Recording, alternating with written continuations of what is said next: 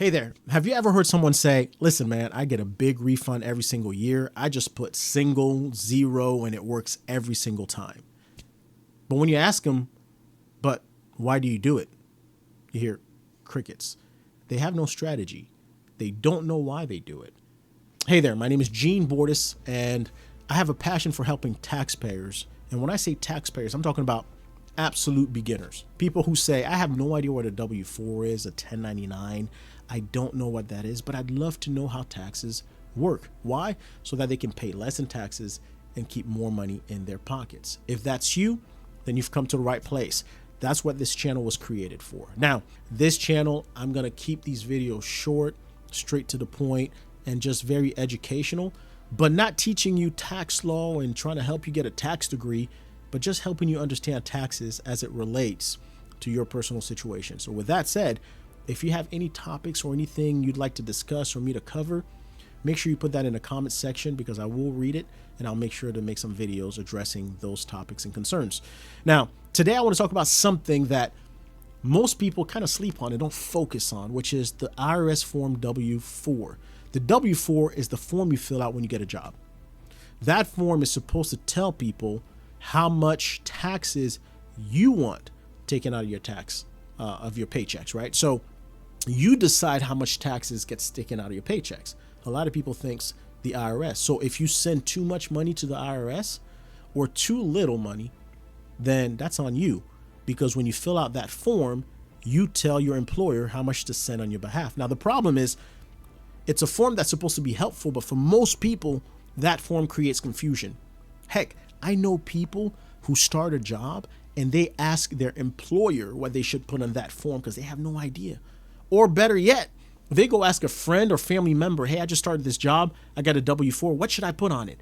And that family member will say, well, I put single zero, or I put, single and this, even if I'm married. Why? Because I want most taxes taken out. Other people are like, no, man, here's what I did. I filled it out this way, not knowing that everybody's financial situation is going to be different. So at the end of the year, when you actually file your taxes, if your income is different, if the amount of dependents you have is different, if your marital status is different, then even though you guys filled out the form exactly the same way, the outcome may be different. One of you guys may get a refund and the other one may owe some money.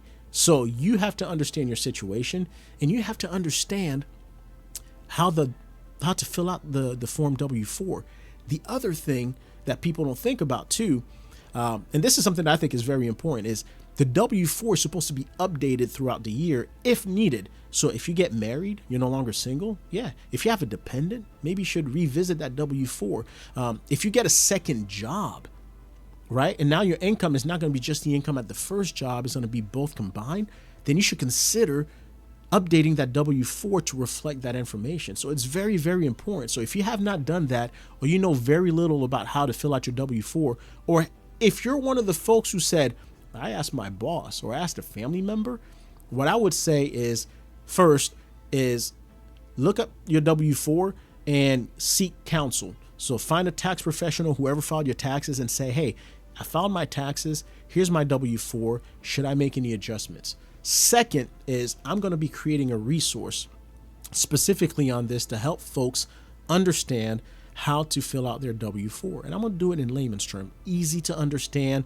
I'm going to do elementary style. I'm not going to try to overwhelm anyone. So if this is something that would interest you, you're like, man, you know what? I have a job. It's about time that I understand how to fill out this form. Then I would go to the description, click on the link, join the wait list, and the moment that resource is released, you'll be one of the first ones to know. But please, please, please don't sleep on your W-4. Really understand how to fill it out and make sure that it's filled out properly so that you can get the best possible outcome at the end of the tax year. So I hope you found this video helpful.